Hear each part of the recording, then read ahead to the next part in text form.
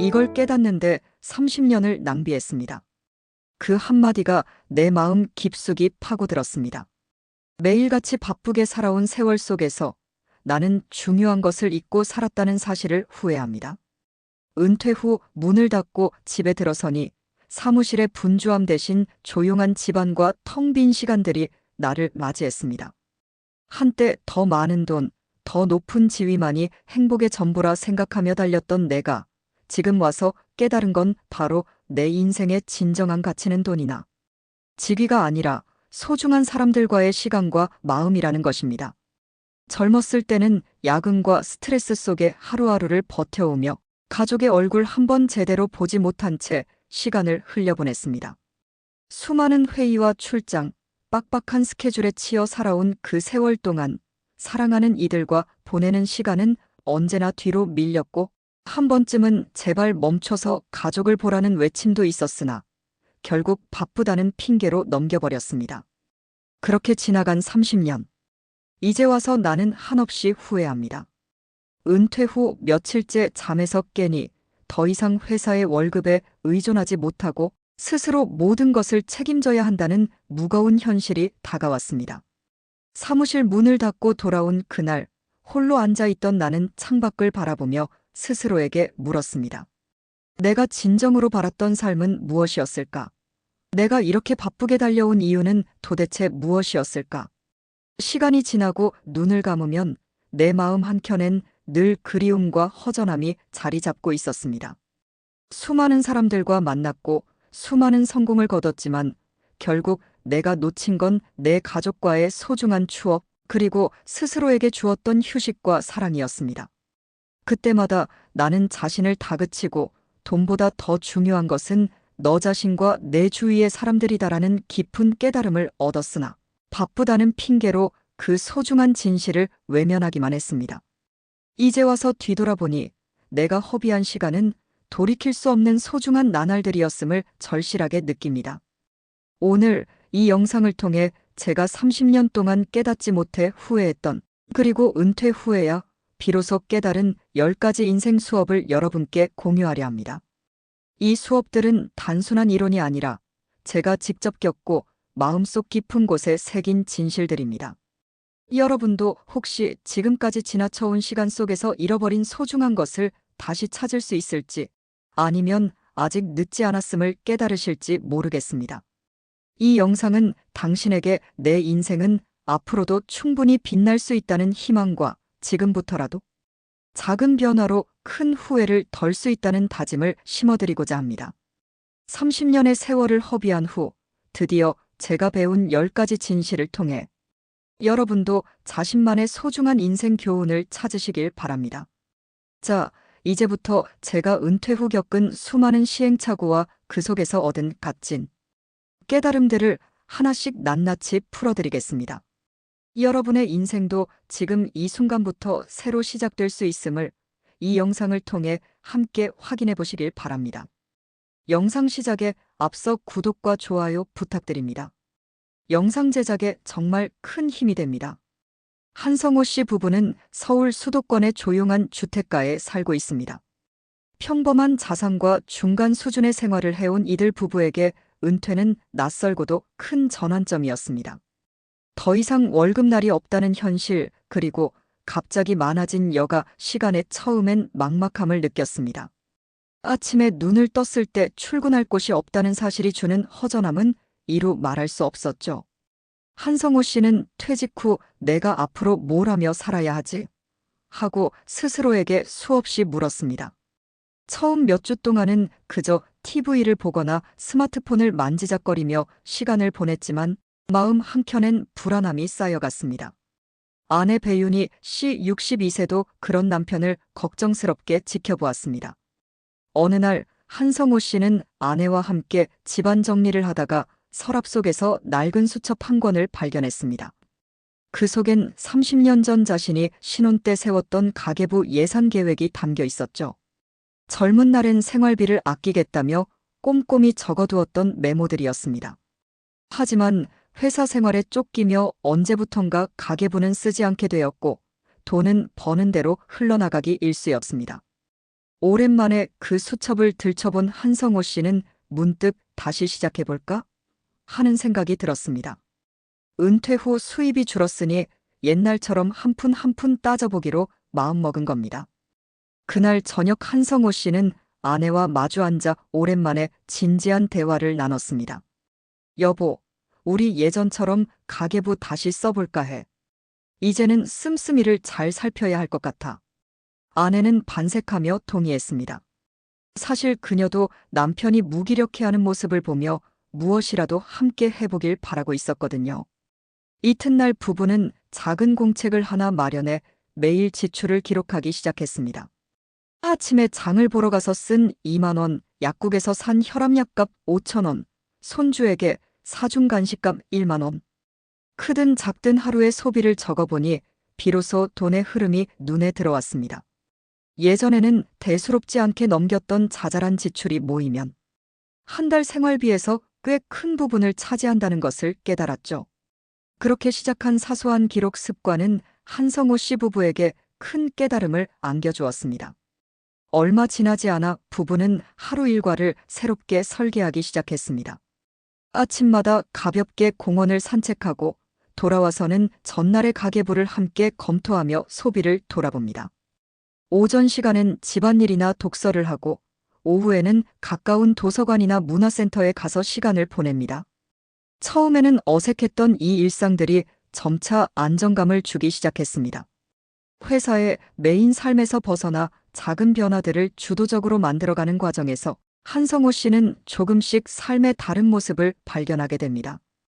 어느 날 산책을 마치고 돌아오는 길에 활짝 핀 목련꽃을 바라보며 그는 문득 이런 생각이 들었습니다.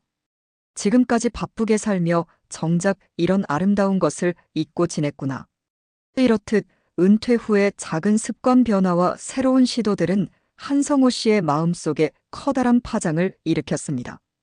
그동안 놓치고 살았던 것들, 미처 깨닫지 못했던 인생의 진리가 서서히 모습을 드러내기 시작한 겁니다. 그리고 그는 겸손히 인정합니다.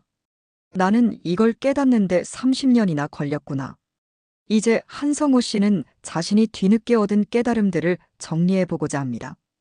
그의 이야기를 따라가다 보면 우리도 함께 공감하고 배울 10가지 인생 교훈이 기다리고 있습니다.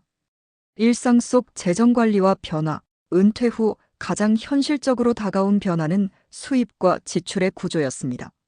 현역 시절에는 매달 25일이면 꼬박꼬박 월급이 통장에 찍혔지만 이제는 상황이 다릅니다. 한성호 씨의 주요 고정 수입은 국민연금과 약간의 퇴직금 운용 수익뿐입니다. 다행히 수십 년 직장 생활을 하며 국민연금을 꾸준히 납부한 덕분에 현재 매달 약 65만 원 정도를 연금으로 받습니다. 아내 역시 오랫동안 전업주부였지만 기초연금을 통해 약 30만 원대의 용돈 정도를 받고 있죠. 부부가 합친 고정 수입은 월 100만 원 남짓으로 예전 현역 때 받던 월급에 비하면 턱없이 적은 금액입니다. 처음에는 불안했습니다. 과연 이 돈으로 한 달을 살아낼 수 있을까? 하고 걱정도 됐습니다. 실제로 한 조사에 따르면 한국의 은퇴자 부부가 생각하는 적정한 노후 생활비는 월 250에서 300만 원 선이라고 합니다. 기본적인 의식주 비용 외에도 병원비나 여가 활동을 조금이라도 누리려면 그 정도는 필요하다는 의미겠죠. 하지만 막상 은퇴를 해보면 이런 이상적인 금액을 온전히 마련할 수 있는 사람은 드뭅니다. 앞서 언급한 한성호 씨 부부처럼 국민연금이나 기초연금에 의존하는 경우 두 사람의 연금 수입을 합쳐도 200만 원을 채 얻기 어려운 현실입니다. 실제 통계로도 개인 평균 연금 수령액은 노년일인 최소 생활비의 절반 수준밖에 안 되고 부부 기준으로 봐도 국민연금이 최소 생활비의 약 60%에 불과하다고 하죠. 은퇴 후 부족해진 현금 흐름을 직접 체감한 한성호 씨는 우선적으로 지출 관리에 집중하기로 마음먹었습니다. 부부는 함께 머리를 맞대고 한 달 예산을 다시 세웠습니다. 우선 집과 관련된 비용부터 따져보았습니다. 다행히도 지금 살고 있는 아파트는 지난날 모은 돈과 퇴직금으로 완전히 장만해둔 상태였기에 따로 월세나 대출이자 같은 주거비 부담은 없습니다. 그 대신 관리비와 공과금 등은 고정적으로 나가기 때문에 이를 최소화하기로 했습니다. 예를 들어 불필요하게 켜놓는 전등을 줄이고 난방 온도를 조금 낮춰 옷을 더 껴입는 식으로 에너지 절약을 생활화했습니다. 작은 노력으로도 한 달 전기료와 가스비에서 몇천 원, 많게는 몇만 원까지 절약할 수 있었고 그 돈으로 시장에서 신선한 과일을 한 바구니 더 살 수 있었죠. 한성호 씨는 그런 작은 절약의 보람을 새삼 느끼며 웃었습니다. 또 쓰지 않는 물건을 처분해 소소한 수입을 얻는 지혜도 발휘했습니다.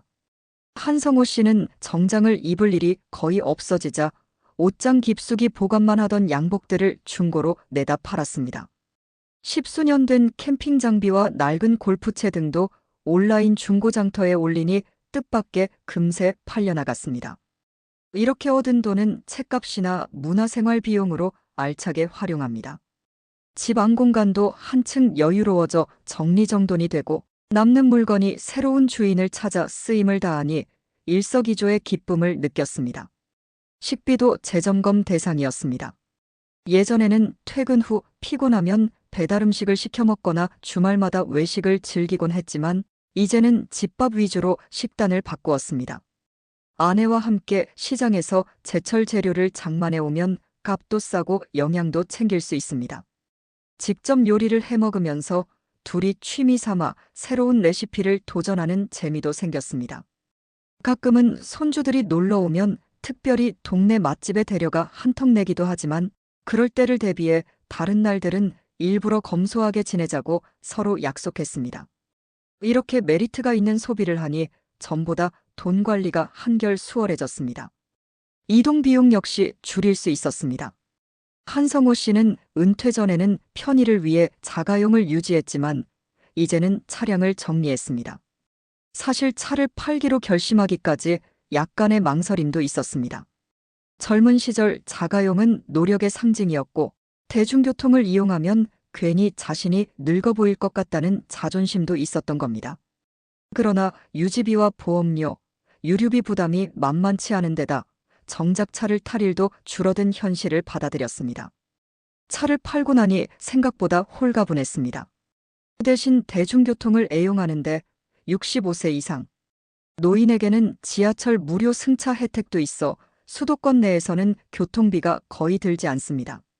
버스를 타야 할 땐 경로 우대 할인으로 요금을 내니 큰 부담이 없었죠. 처음 지하철 무임 승차 우대권을 받았을 때는 쑥스럽기도 했지만 이내 나이 들었으니 이런 혜택도 받는 거지 하고 편하게 마음먹었습니다. 차를 팔아서 얻은 목돈은 안전한 금융상품에 예치해두고 매달 이자로 몇만 원이라도 생활비에 보탭니다. 또 다른 변화는 오랜 흡연 습관을 끄는 것입니다.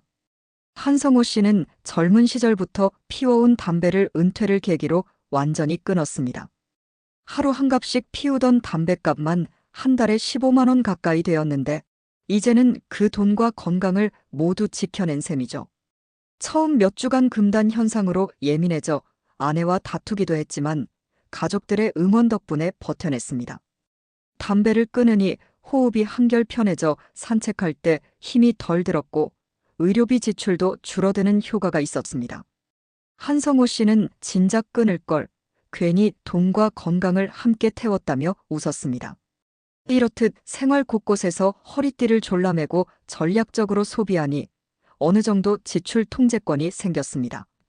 부부는 여가비와 경조사비 등 변동 지출에도 변화를 주었습니다. 예전에는 사회생활을 하느라 여기저기 경조사에 참석하면서 지갑이 얇아졌지만 은퇴 후에는 그런 자리가 줄어 자연스레 경조사비 부담도 덜었습니다. 그 대신 이젠 주변 친지들과 식사할 때 비싼 선물 대신 직접 만든 과일청이나 손편지를 전하는 등 돈보다 정성을 담는 법을 실천하고 있습니다. 취미 생활 역시 돈이 많이 드는 골프나 해외여행 대신 비용 부담이 적은 활동들로 채워나갑니다. 가까운 근교로 당일치기 여행을 다녀오거나 시에서 운영하는 문화센터 강좌를 수강하는 시기입니다.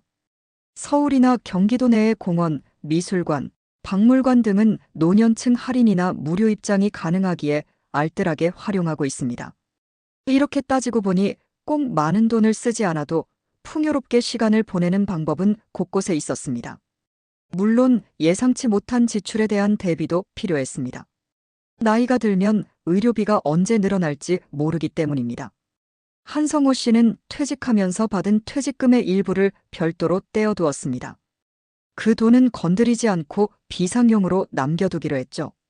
또 정부에서 지원하는 노인 의료보험 혜택과 민간 의료 실비보험을 잘 활용해 만일 큰 병원비 지출이 발생하더라도 삶의 터전이 흔들리지 않도록 방비했습니다. 아내와 함께 정기검진도 빠뜨리지 않고 받으며 건강 상태를 체크합니다. 일상 예산에는 매달 약간의 의료 예비비를 항목으로 넣어 약값이나 병원비로 조금씩 쓰이고 남는 돈은 고스란히 저축해둡니다. 그렇게 모은 돈이 나중에 큰 치료비가 필요할 때 힘을 발휘해 주리라 믿으며 오늘도 꾸준히 관리하고 있습니다.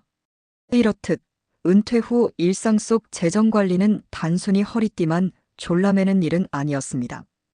오히려 가치 있는 소비와 미래를 위한 준비에 집중하는 것이었죠. 한성호 씨 부부는 불필요한 지출을 줄이는 동시에 꼭 써야 할 곳에는 아낌없이 투자하는 지혜로운 균형을 추구했습니다. 예컨대 건강을 지키기 위한 식품이나 운동기구 구입에는 인색하지 않았습니다. 이 나이에 무슨 일하며 망설였던 실버 요가. 교실 등록비도 함께 운동하며 건강을 챙길 수 있다면 충분히 가치 있는 지출이라고 여겼습니다. 이렇게 돈의 쓰임새 하나하나를 돌아보며 살아가자니 예전에는 당연하게만 여겼던 일상의 소중함이 새삼 마음에 와닿았습니다. 한성호 씨는 말합니다.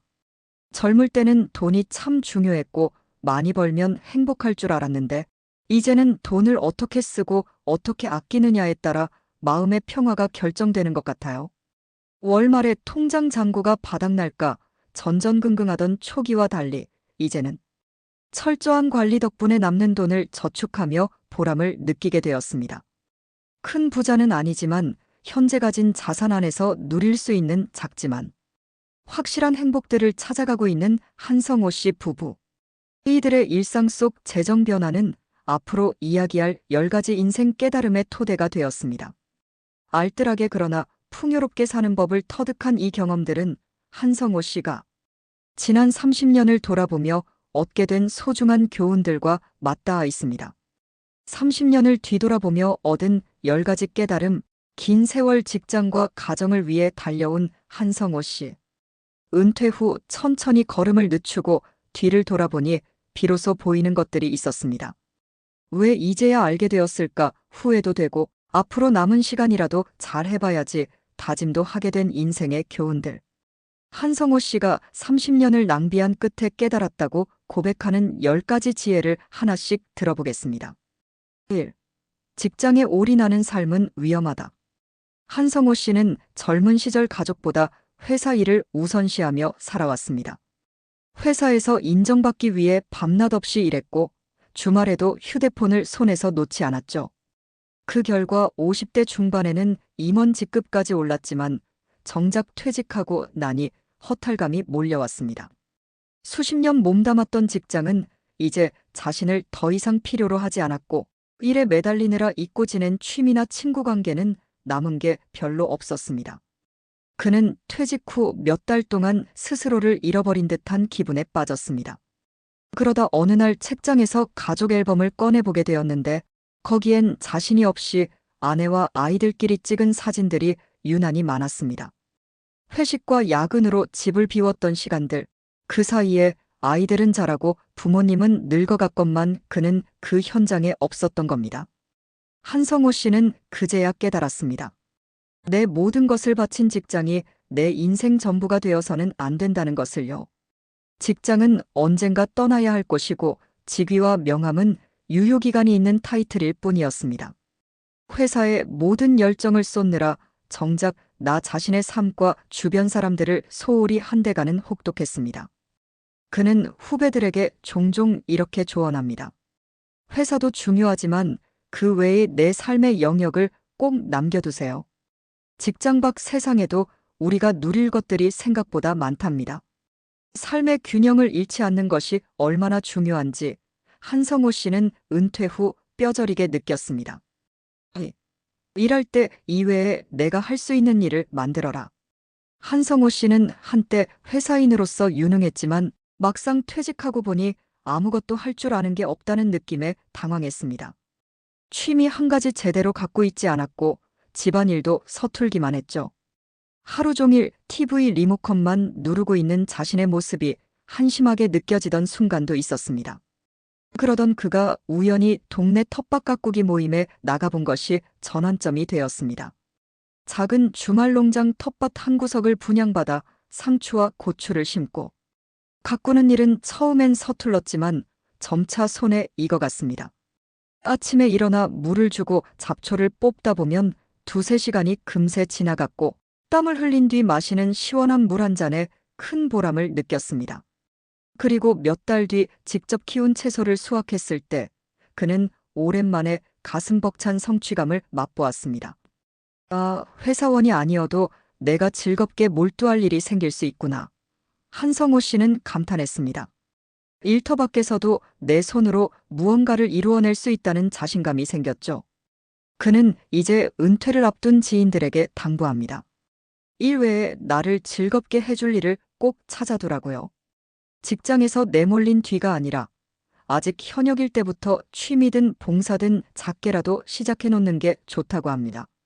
자신이 은퇴 초기에 겪었던 공허함은 그런 준비 부족에서 온 것이었기에 그는 30년 경력만 믿고 별다른 플랜 B 없이 살아온 과거를 떠올리며 뒤늦게 후회했습니다. 다행히 지금은 텃밭 가꾸기 외에도 동네 도서관 자원봉사, 아내와 함께하는 등산 모임 등 할 수 있는 일들을 주간 스케줄에 채워 넣으며 활력을 되찾았습니다. 이젠 월요일이 두렵지 않습니다. 매주 월요일 아침마다 동네 아이들에게 동화책을 읽어주는 재능기부 활동이 그를 기다리고 있기 때문입니다. 이렇듯 직장 밖에서도 빛날 수 있는 내 역할을 만들어둔 덕분에 그는 은퇴 후 우울감을 훌훌 털어낼 수 있었습니다. 3. 함께 일했던 사람들에게 친절하라. 한성호 씨는 사회생활을 하면서 수많은 사람을 만났습니다. 직장 상사, 동료, 부하 직원, 거래처 사람들까지. 그런데 바쁠 때는 그 소중함을 잊고 지낼 때가 많았습니다. 업무 스트레스로 예민해진 날엔 주변에 퉁명스럽게 대하거나 소통을 소홀히 한 적도 있었죠. 하지만 퇴직 후 그의 곁에 남아있는 사람들은 결국 그 시절 맺은 인연들이었습니다. 하루는 한성호 씨가 퇴직 후 우울감을 겪고 있다는 이야기를 들은 옛 부하 직원이 전화를 걸어왔습니다. 부장님, 제가 맛있는 거 사드릴게요. 시간 되실 때 얼굴 한번 봬요.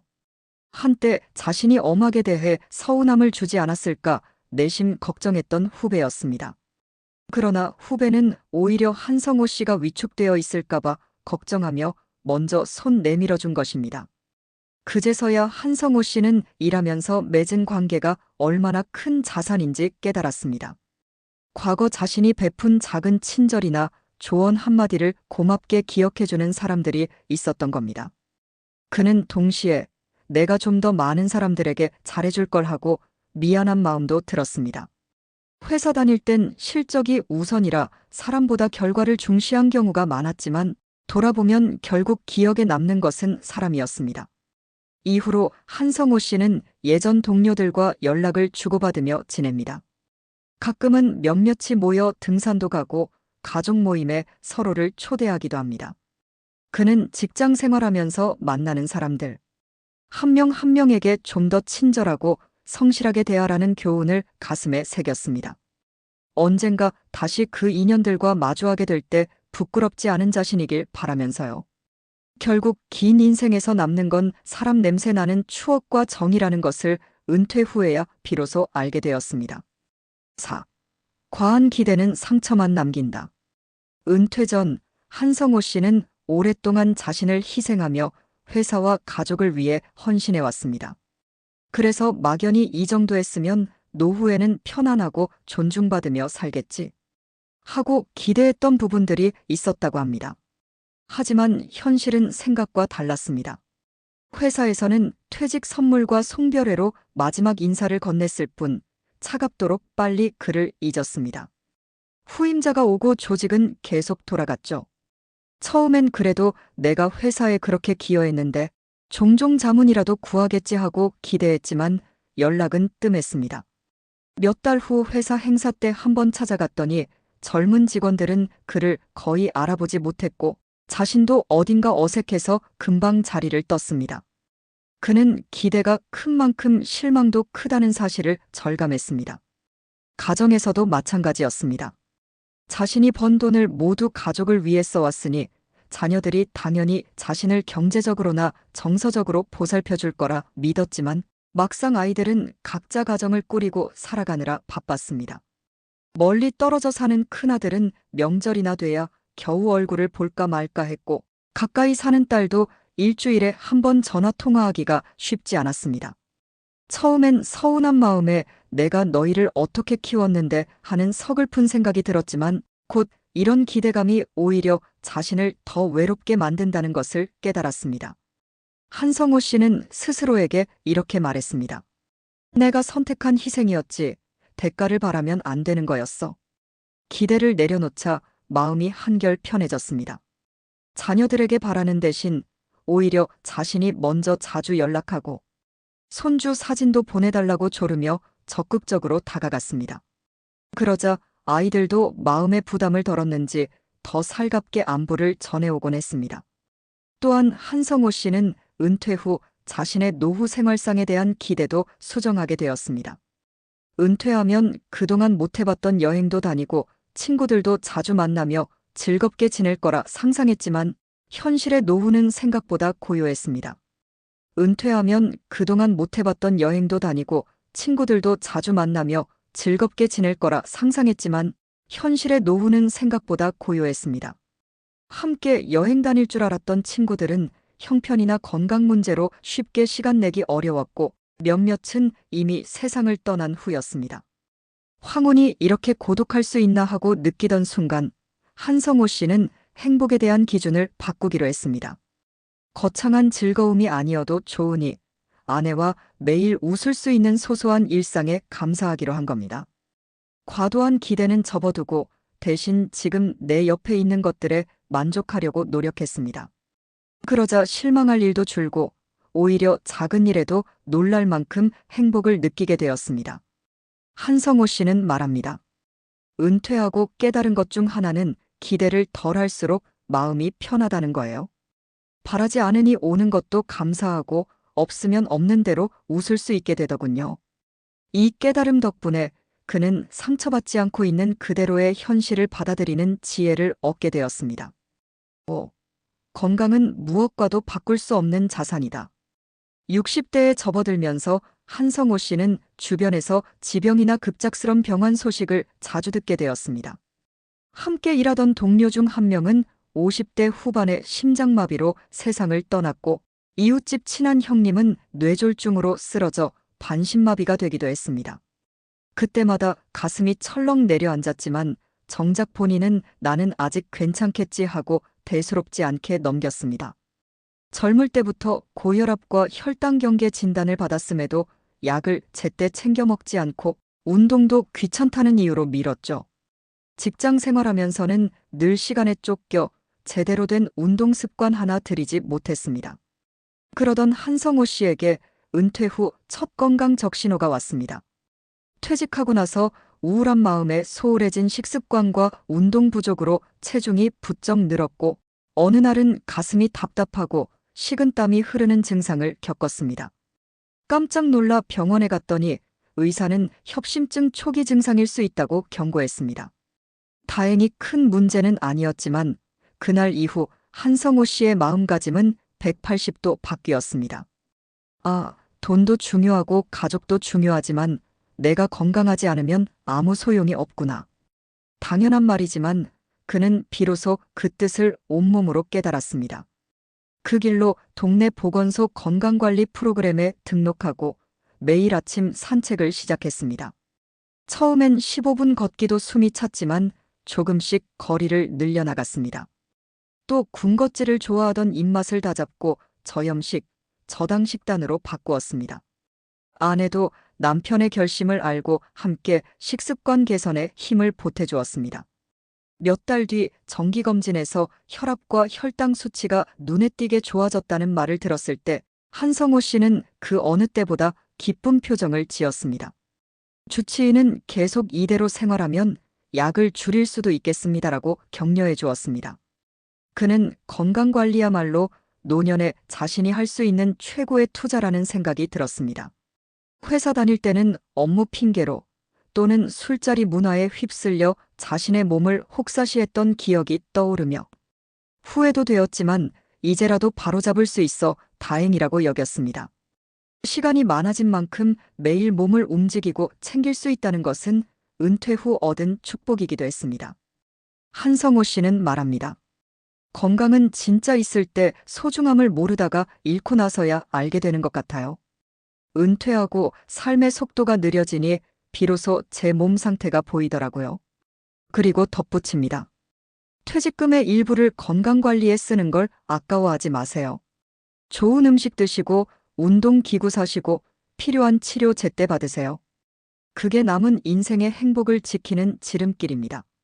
이제 그는 일주일에 3번 노인 체육교실에 나가 체조를 하고 아내와 저녁 먹고 공원 산책을 즐기며 틈틈이 근력 운동도 합니다. 예전보다 목표나 업무는 없지만 건강 지키기라는 평생 과제가 생긴 셈입니다.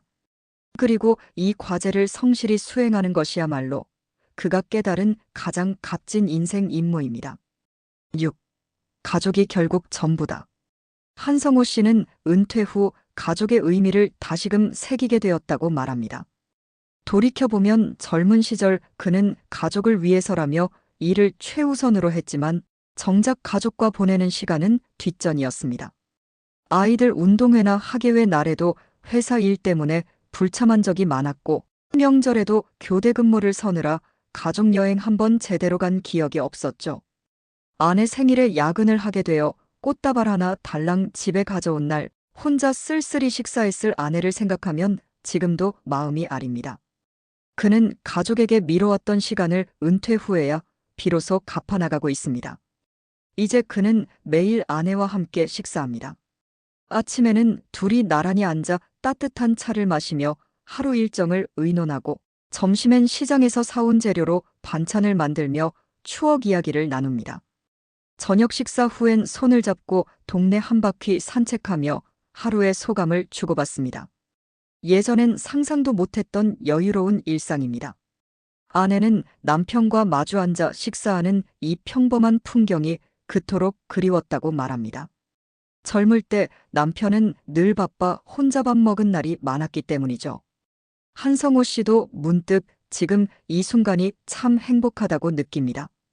근사한 레스토랑에 가지 않아도 해외여행을 하지 않아도 지금 곁에 가족이 함께 있다는 사실 자체가 그에게는 큰 위안이 되고 있습니다.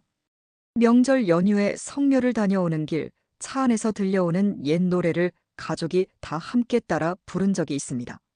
한성호 씨는 그때 흐르는 노래 가사 한 소절이 가슴에 콕 박혔다고 합니다. 세월이 흘러가면 뭐 하나 남는 것은 가족뿐인데라는 구절이었다네요. 그는 순간 울컥하는 마음에 운전대를 꼭 붙잡았습니다. 돌아가신 부모님, 이제 장성하여 제 삶을 사느라 바쁜 아이들. 결국 인생의 시작과 끝에는 가족이 가장 가까이에 있음을 느꼈습니다. 한성호 씨는 은퇴 후 줄어든 수입에도 불구하고 자녀에게 손을 벌리지 않겠다는 원칙을 세웠습니다. 오히려 여유가 닿는 한 자녀 세대의 부담을 덜어주고 싶다고 합니다. 그래서 적은 돈이지만 손주들 돌잔치나 졸업식 때 줄 작은 선물을 준비하려고 따로 저축도 하고 있습니다. 예전 같으면 우리도 이제 노후가 빠듯하니 애들한테 받을 건 받고 아껴야지 생각할 법하지만 정작 은퇴하고 보니 자식에게 기대기 싫은 마음이 더 커졌다고 합니다. 앞서 기대하지 말라는 교훈과도 통하는 부분이죠. 한성호 씨 부부는 오랜 대화 끝에 경제적으로나 일상생활에서나 자녀들에게 부담 주지 말고 두 사람이 서로를 의지하며 살아가자고 약속했습니다. 그것이 부모로서 아이들에게 해줄 마지막 배려라고 여깁니다. 대신 그는 가족에게 정서적인 풍요를 주는데 힘을 씁니다. 비대면이 익숙한 요즘 시대지만 일부러 손편지를 써서 자녀들에게 우편으로 보내기도 했습니다. 내용은 거창하지 않습니다. 별일 없지? 멀리 있어도 늘 사랑한다. 힘들 땐 언제든 전화해라. 같은 진심 어린 한마디를 적어 보냅니다. 편지를 받은 딸이 아빠, 편지 보고 울 뻔했어요. 고마워요. 라며 전화를 걸어왔을 때 한성호 씨는 돈으로 살 수 없는 따뜻함을 느꼈습니다. 가족의 존재는 결국 내 삶의 이유이자 버팀목이라는 평범한 진리를 그는 뒤늦게야 깨달았습니다. 이제 한성호 씨에게 가족은 의무나 책임의 대상이 아닙니다. 함께 시간을 보내고 싶은 사람들, 사랑을 주고받으며 삶의 의미를 더해주는 존재일 뿐이죠. 그는 하루하루 가족과 쌓아가는 추억을 무엇보다 소중히 여기며 살고 있습니다. 7. 남과 비교하면 불행해진다.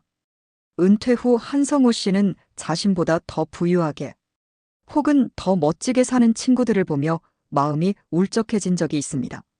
30년 지기 친구 중 한 명은 대기업 임원 출신으로 퇴직금을 받아 제주도에 별장을 마련했고, 다른 동창은 젊을 때 사업에 성공하여 노년의 세계 여행을 다니고 있습니다. 반면 자신은 그저 수도권의 평범한 아파트에서 소소하게 살아가는 처지라 생각하니 괜스레 초라하게 느껴졌습니다. 한때 같이 어울리던 친구들의 SNS 사진 속 웃음, 띤 얼굴과 호화로운 여행지는 한성호 씨의 마음에 질투와 상실감을 불러일으켰습니다. 내 인생은 왜 저들처럼 화려하지 않을까 자괴감마저 들었죠. 하지만 그런 생각에 잠겨있던 어느 날 아내가 무심코 던진 한마디가 그의 생각을 바꿔놓았습니다. 친구들의 근황을 부러워하는 남편에게 아내는 조용히 이런 말을 했습니다. 여보, 우리도 알고 보면 참 복 많은 사람들이에요.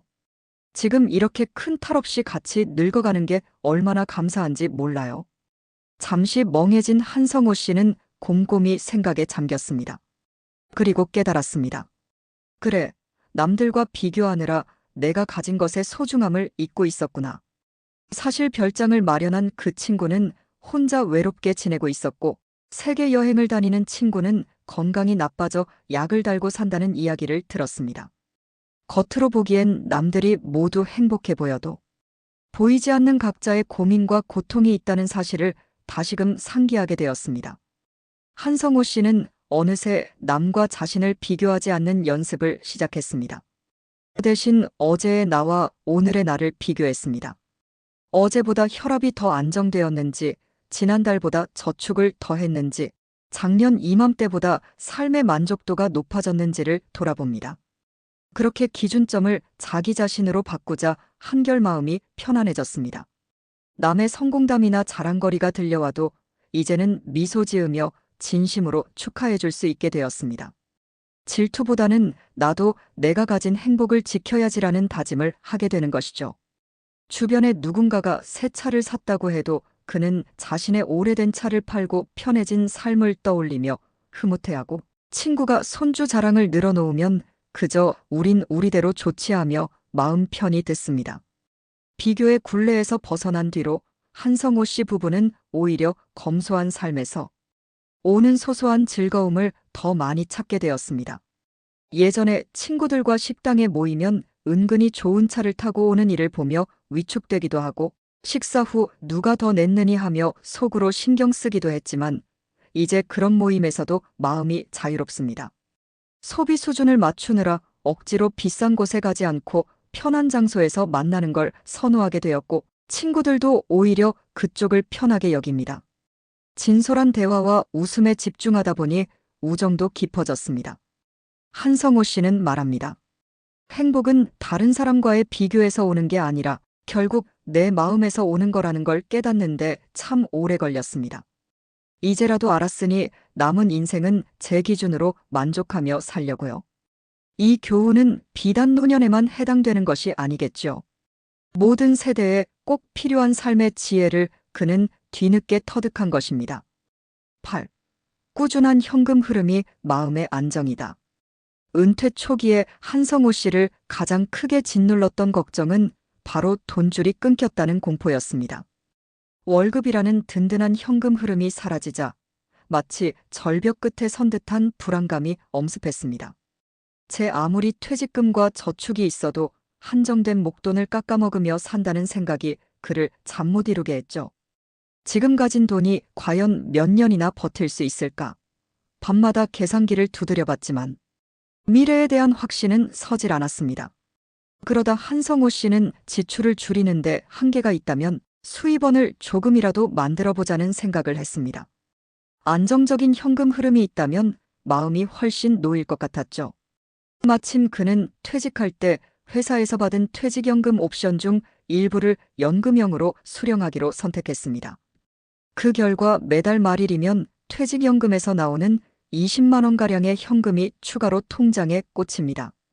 큰 돈은 아니지만 이 꾸준한 20만 원이 주는 심리적 안정은 기대 이상이었습니다. 전에는 한 달 생활비를 다 쓰고 나면 불안감이 밀려왔지만 이제는 다음 달 말이면 어김없이 일정 금액이 들어온다는 사실에 다소 안심이 되었습니다. 또한 한성호 씨는 취미로 시작한 텃밭 농사에서 아이디어를 얻어 아파트 단지 내 소규모 반찬 나눔 동아리를 만들었습니다. 동네 어르신들 몇 분과 함께 각자 여유 있는 채소나 식재료로 반찬을 만들어 서로 나누는 모임이었죠. 그런데 그 과정에서 솜씨 좋은 한성호 씨 아내의 반찬이 입소문을 탔고 몇몇 젊은 이웃들이 소정의 재료비를 댈 테니 자기 목도 챙겨줄 수 있냐고 부탁해왔습니다. 처음엔 사양했지만 간절해하기에 조금씩 챙겨주다 보니 용돈거리 수입이 생겼습니다. 아내가 만든 반찬을 이웃에게 제공하고 감사의 뜻으로 받는 돈은 한 달에 몇만 원 남짓이지만 그 돈으로 손주들 간식도 사고 때로는 문화센터 강의 수강료도 충당합니다. 한성호 씨 부부는 이 작지만 꾸준한 현금 흐름을 우리의 동네 연금이라고 부릅니다. 이처럼 은퇴 후에도 완전히 경제활동을 끊어버리기보다는 건강을 해치지 않는 선에서 지속 가능한 수입원을 만들어 놓는 것이 중요하다는 것을 그는 절감했습니다. 혹자는 노후에는 그냥 있는 돈 아껴 쓰며 쉬면 된다고 생각할지 모릅니다. 그러나 한성호 씨의 생각은 다릅니다. 계속 들어오는 돈이 있다는 건 삶의 리듬이 생긴다는 거예요. 정신적으로도 나 아직 살아있다는 느낌을 주고요.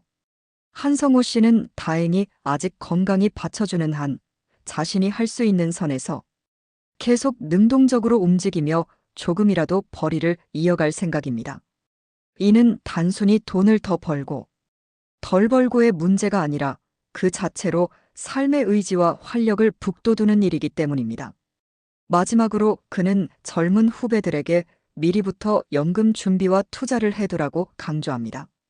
나처럼 막상 퇴직하고 불안해하지 않으려면 현역 때부터 노후 현금 흐름을 설계해야 해. 국민연금도 더 많이 부어두고 여력이 된다면 개인연금이나 임대 수입 같은 것도 마련해두면 훨씬 좋아. 자신이 30대, 40대 때 노후 준비에 좀 더 신경 썼더라면 지금 재정적으로 덜 불안했을 것이라 생각하기에 후배들에게는 그 교훈을 꼭 전하고 있습니다. 결국 경제적 안정이 주는 마음의 평화는 무시할 수 없는 행복 요소임을 그는 60대에 접어들어서야 뼈저리게 깨닫고 있습니다. 9. 은퇴 후에도 꾸준히 몸과 마음을 쓰는 일거리를 만들어라. 한성호 씨가 은퇴를 앞두고 가장 기대했던 것은 이젠 좀 쉬겠다는 것이었습니다. 30년 넘게 달려왔으니 적어도 1에서 2년은 푹 놀고 쉬면서 여행도 다니고 늦잠도 실컷 잘 요량이었죠. 실제로 퇴직 직후 몇 달 동안 그는 알람을 끄고 실컷 잠을 잤고 계획 없이 보내는 시간을 만끽했습니다. 처음 두어 주까지는 그렇게 행복할 수 없었습니다. 그러나 행복은 잠깐이었습니다. 3달쯤 지났을 때 찾아온 것은 몸의 나태함과 마음의 공허함이었습니다. 아무 할 일 없이 하루를 보내다 보니 생활 패턴은 엉망이 되고 밤에 잠이 안 와 늦게까지 TV를 보거나 뒤척이다 아침 늦게 일어나면 하루가 순식간에 저물어 있었습니다. 겉으론 이제 좀 늙었으니 쉬어야지 했지만 속으론 자신이 점점 쓸모없는 존재가 되어가는 것만 같아 우울했습니다. 결국 한성호 씨는 스스로를 위해 규칙적인 일과를 다시 만들기로 결심했습니다. 놀기만 하는 은퇴 생활이 오히려 자신을 무너뜨리고 있다는 사실을 깨달았기 때문입니다. 그래서 찾아 나선 것이 앞서 언급한 봉사활동과 텃밭 가꾸기, 그리고 시간제 일자리였습니다. 집 근처 주민센터 게시판에 노인 일자리 사업 참여자 모집 공고가 붙은 것을 보고 그는 용기를 내 전화해 보았습니다. 그리고 주 3일 하루 4시간씩 동네 초등학교 앞 교통안전 지도원으로 일자리를 얻었습니다. 사실 퇴직할 때만 해도 다시 일할 줄은 몰랐는데 막상 해보니 이 일은 그의 생활의 활력소가 되었습니다. 이른 아침 형광색 조끼를 입고 아이들에게 손을 흔들어주며 등굣길을 돕는 일은 보람도 있고 가벼운 운동도 되었습니다. 무엇보다 내일 해야 할 일이 있다는 것이 삶을 더욱 윤택하게 만들어 주었죠. 한성호 씨는 이를 통해 깨달았습니다. 쉰다는 것은 단지 아무것도 안 하는 게 아니라 내가 좋아하는 유익한 일을 하며 보내는 것이다. 아침마다 단정히 옷을 입고 집을 나설 곳이 생기니 마음 또한 부지런히 움직였고 우울감은 자연히 사라졌습니다. 매일 아침 마주치는 초등학생들의 고맙습니다. 라는 인사 한마디가 그의 하루를 환하게 밝혀주었고요. 일터에서 돌아오는 길엔 가벼운 피로감과 함께 충실감을 느낍니다. 은퇴 후 놀기만 하겠다는 자신을 반성하며 그는 주변의 은퇴한 친구들에게도 권하고 있습니다. 계획적으로 쉬어라 하고요. 그냥 무계획하게 노는 건 처음엔 좋을지 몰라도 오래가지 않아 흥미를 잃고 삶의 의미도 퇴색된다고 솔직히 털어놓습니다. 그 대신 자신이 몸담았던 분야의 자문역을 맡는다든지 아니면 평생 해보고 싶었던 일에 도전해보라고 응원합니다. 꼭 돈이 되는 일이 아니어도 좋습니다. 동네 봉사도 좋고 손주 돌보기 같은 것도 좋습니다. 중요한 건 하루하루 몸과 마음을 쓰는 일거리가 있다는 사실입니다. 그 일거리가 사람을 다시 움직이게 하고 새로운 인간관계도 맺게 해주며 나이를 잊게 만들어줍니다. 한성호 씨는 정년퇴직은 있어도 인생퇴직은 없다는 말을 실감했다고 합니다. 우리 몸과 마음은 쓰지 않으면 녹슬기 마련이니까요. 이제 그는 놀기 위해 은퇴한다는 옛 생각이 얼마나 위험한지 주변에 널리 알리고 싶어 합니다. 은퇴는 놀기 위한 시간이 아니라 내가 진짜 하고 싶은 일을 할 수 있는 두 번째 기회라는 것이 그의 지론입니다. 자칫 무료하고 무기력해지기 쉬운 은퇴 후 삶의 적극적인 패턴을 만들어준 이 깨달음 덕분에 한성호 씨의 노후는 더욱 건강하고 풍요로워지고 있습니다. 10. 매일 감사하며 살아라. 마지막으로 한성호 씨가 꼽은 가장 중요한 깨달음은 다름 아닌 감사였습니다. 그는 말합니다. 결국 제일 큰 깨달음은 고마운 줄 알고 사는 것이더군요. 사실 은퇴 전에는 마음의 여유가 없어서인지 혹은 너무 당연하게 여겨서인지 감사의 표현을 잊고 산 날이 많았습니다. 하지만 인생의 황혼기에 접어드니 모든 것이 다 고맙게 느껴진다고 합니다. 어느 일요일 저녁 온 가족이 모처럼 한자리에 모인 적이 있었습니다. 자녀들과 손주들로 집안이 북적북적했고 아이들이 거실을 장난감으로 어지르며 깔깔대고 놀았지요. 예전에 한성호 씨였다면 어지르지 마라, 시끄럽다 하며 잔소리를 했을지도 모릅니다. 그러나 그날은 소파에 앉아 그 광경을 바라보다가 문득 눈시울이 뜨거워지는 것을 느꼈습니다. 참 감사한 일이구나. 내가 살아있어 이 순간을 보내. 내 아이들이 잘 자라서 자기 아이들과 함께 웃고 있네. 이렇게 가슴이 벅차올랐습니다. 그는 불현듯 거실 장판에 들이운 따뜻한 햇살에 노란빛이며 식탁 위에 빼곡히 놓인 음식들, 가족들의 환한 얼굴 하나하나가 너무나 소중하게 다가왔습니다. 한성호 씨는 그 자리에서 큰 절을 올렸습니다. 가족들은 놀라서 아버지, 갑자기 왜 그러세요? 했지만 그는 환하게 웃으며 말했습니다. 그냥 고맙다는 말하고 싶어서. 다들 와줘서 고맙다. 서툴지만 진심 어린 그의 한마디에 따른 눈물을 글썽였고 아들은 멋쩍은 듯 고개를 끄덕였습니다. 아내는 평생 처음 보는 남편의 모습이라 놀랐지만 속으론 남편의 마음을 이해했습니다. 그도 어느새 감사의 위력을 알게 된 것이죠. 이전의 삶을 돌아보면 불평도 많고 투정도 많았던 자신이었다고 한성호 씨는 회상합니다. 왜 나는 승진이 느릴까? 왜 우린 남들처럼 해외여행을 자주 못 갈까 하며 없는 것과 부족한 것을 헤아리기 바빴지만 이제는 있는 것과 충분한 것을 세어보는 사람이 되기로 했습니다. 아침에 눈을 떴을 때 특별히 아픈 곳 없이 일어날 수 있으면 그것으로 감사하고, 창문을 열어 맑은 하늘이 보이면 그것에 감사하고, 밥을 먹을 입맛이 있고, 옆에서 함께 수저를 들 사람이 있음에 또 감사합니다. 하루에도 수십 가지 감사거리를 찾아내다 보면 우울감이나 불만은 자연히 사라지고 마음이 채워지는 것을 느낍니다. 한성호 씨 부부는 매일 밤 잠들기 전 서로에게 오늘 느낀 감사한 일 3가지를 말해주는 습관을 들였습니다. 이를테면 오늘 당신이 갈비찜 해줘서 정말 맛있게 잘 먹었어. 고마워. 같이 시장 가서 장 보고 오니까 옛날 데이트하던 기분 들어서 즐거웠어. 고마워. 처럼 사소한 것이라도 소리내어 고마움을 표현하는 것입니다. 처음엔 쑥스럽기도 했지만 지금은 이 시간이 하루 중 가장 따뜻한 순간이 되었습니다.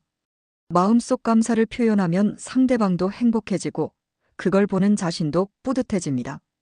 이렇게 매일 감사하는 태도를 갖게 된 이후로 한성호 씨는 세상이 조금 다르게 보이기 시작했습니다. 여전히 뉴스에서는 부정적인 사건 사고가 많지만 그 속에서도 누군가를 돕는 이들의 선행을 보게 되고 감사함을 느낍니다.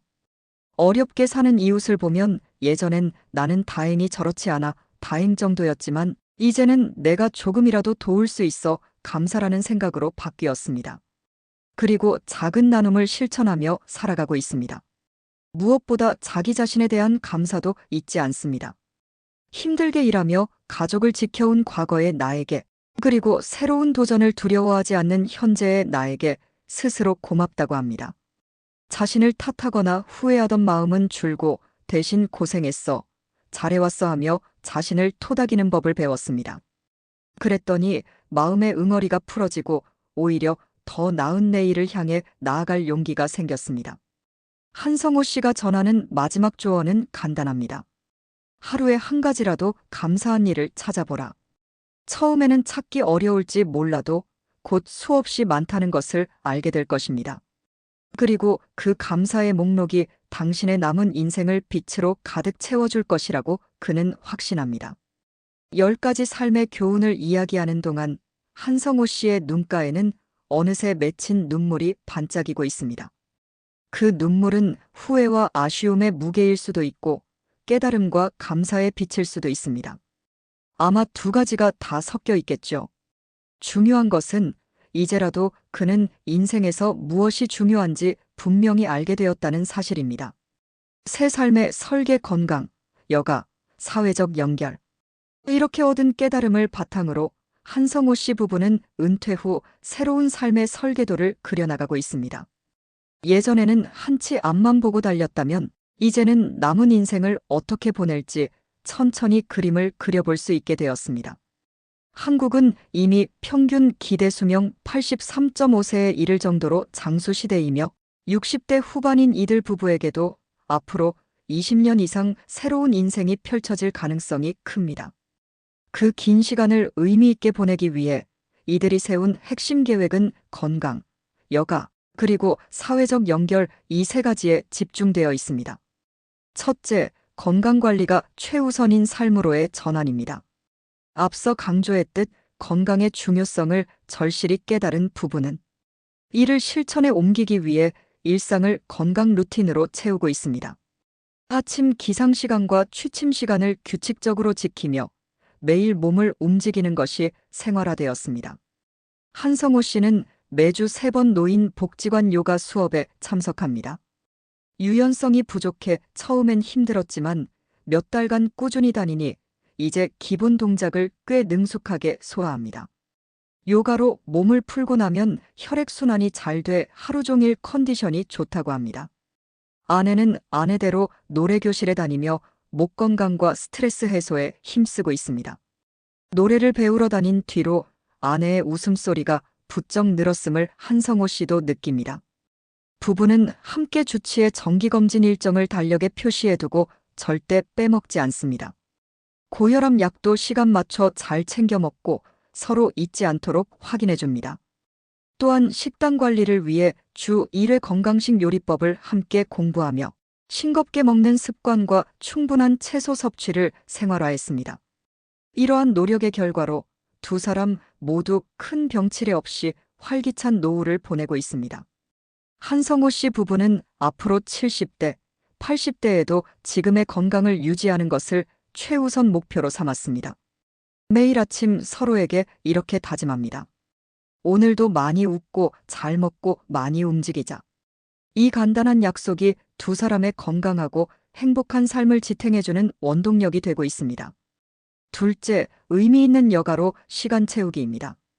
은퇴 후 시간은 많지만 정작 뭘 해야 할지 몰라 우왕좌왕하는 노년층이 많다는 것을 한성호 씨는 깨달았습니다. 실제로 65세 이상 노인의 80%가 여가 활동으로 TV 시청을 가장 많이 한다는 조사 결과도 있습니다. 그만큼 많은 이들이 은퇴 후 특별한 취미 없이 무료하게 시간을 보내고 있다는 뜻일 겁니다. 한성호 씨도 한때 그 부류였으나 이제는 적극적으로 새로운 취미와 여가 활동을 발굴했습니다.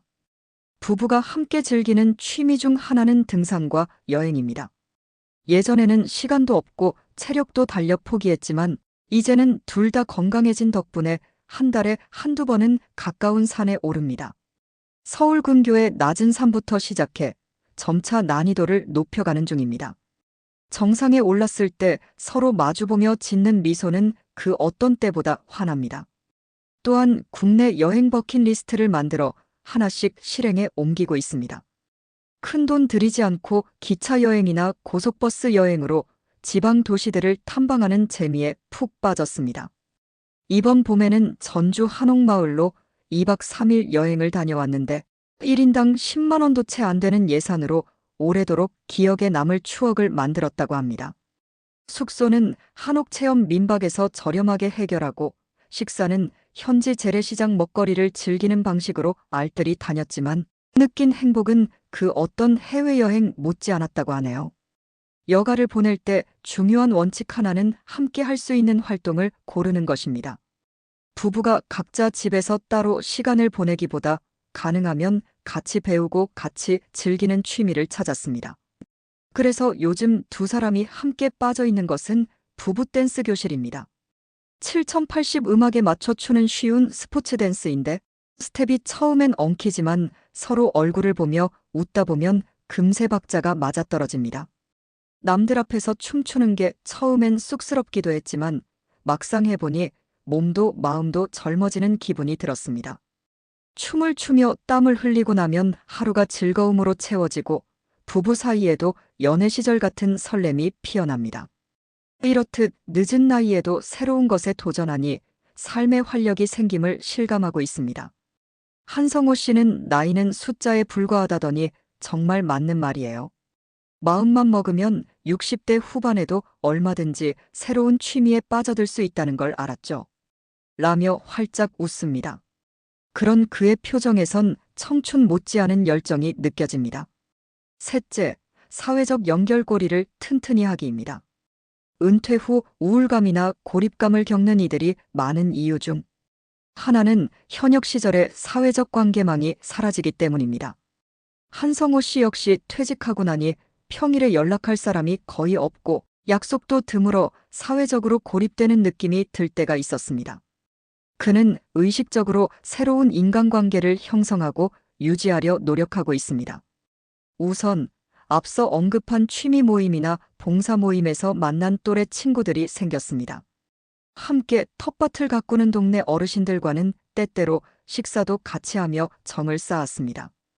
교통안전지도원으로 함께 일하는 동료들과는 근무 후에 막걸리 한 잔 기울이며 서로의 옛 시절 이야기를 들어주기도 합니다.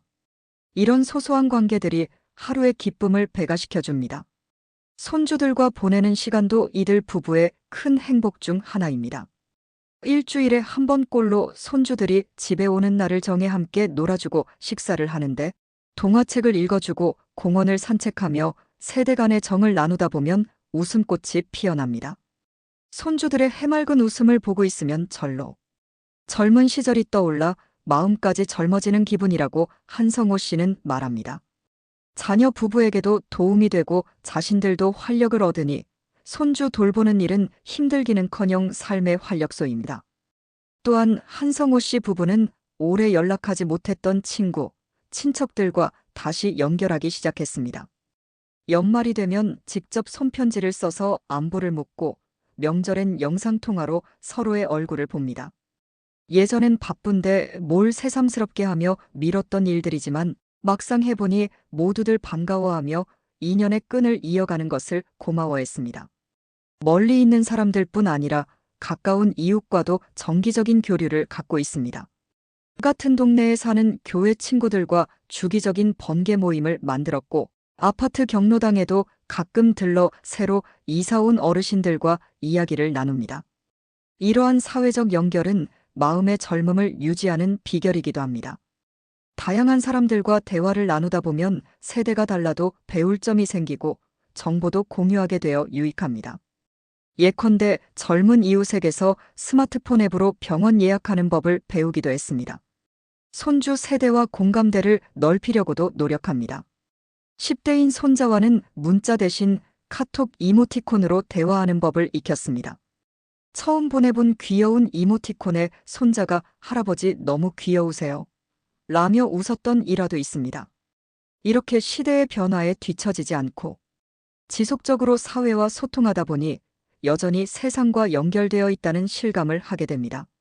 한성호 씨는 이러한 사회적 관계 유지가 노년 삶의 질에 얼마나 큰 영향을 주는지 강조합니다. 실제로 연구들에 따르면 친구나 사회 모임이 있는 노인이 고독한 노인보다 신체 정신, 건강이 더 좋고 수명도 길다고 하죠. 한성호 씨도 이를 몸소 체감합니다.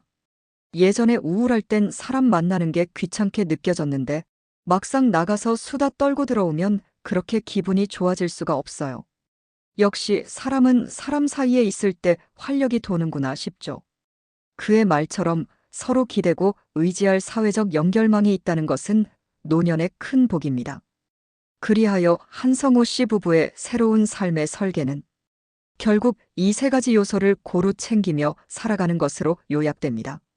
매일 몸과 마음의 건강을 돌보고 의미 있는 취미와 활동으로 시간을 채우며 주변과 따뜻하게 어울리는 삶.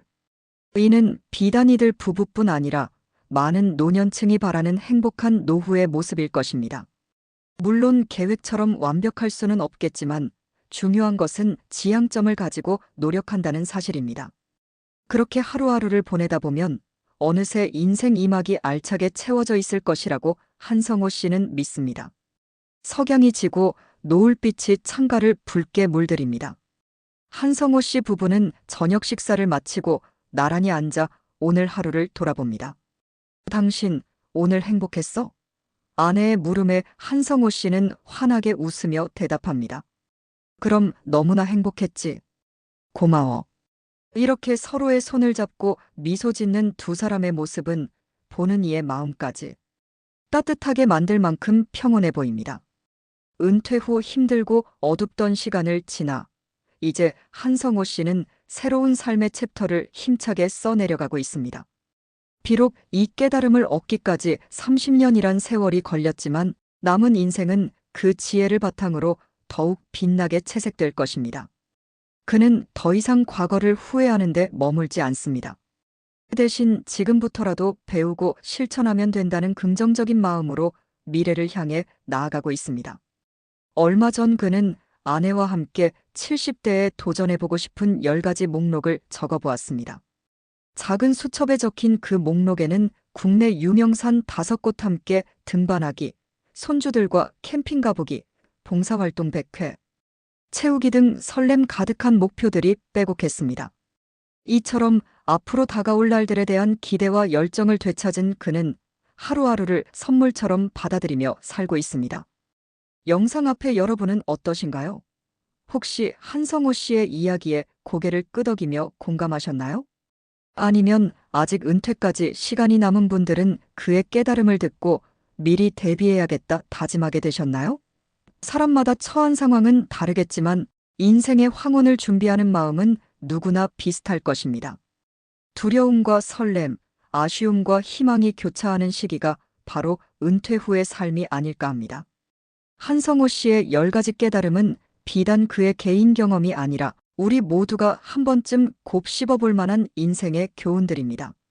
지금 60대, 70대이신 분들께는 맞아, 나도 저랬지 하고 지나온 길을 돌아볼 기회를, 아직 젊은 시청자분들께는 나중에 저렇게 살지 않도록 지금부터 현명하게 준비해야겠다는 다짐을 줄 수 있을 것입니다. 중요한 것은 절대 늦지 않았다는 것입니다. 한성호 씨가 그랬듯 지금 이 순간부터라도 마음을 바꾸고 행동을 시작하면 됩니다. 남은 시간이 얼마나 되든 방향을 제대로 잡으면 그 시간은 분명 의미 있게 변화할 수 있습니다. 기억하세요. 오늘이 앞으로 남은 당신 인생 중 가장 젊은 날입니다. 오늘 이 이야기를 들은 것이 계기가 되어 당신도 삶의 작은 변화를 시작해보면 어떨까요? 내일 아침 평소보다 10분 일찍 일어나 산책을 해본다거나 오랫동안 연락하지 못한 친구에게 안부 전화를 해보세요.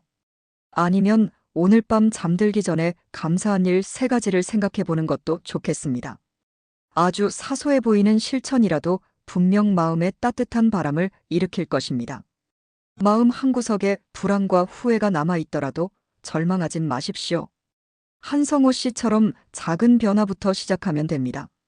그에게 늦은 깨달음이 찾아왔듯 당신의 인생에도 새로운 배움과 성장이 일어날 것입니다. 한평생 가족과 사회를 위해 애써온 당신들의 경험과 지혜는 여전히 빛나는 자산입니다.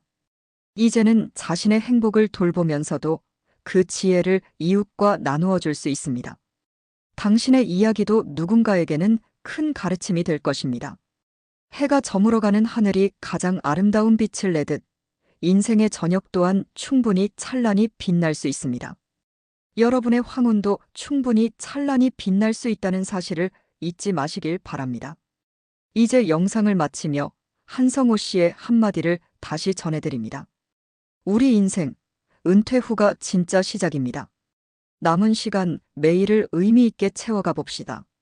오늘도 당신의 인생을 응원합니다.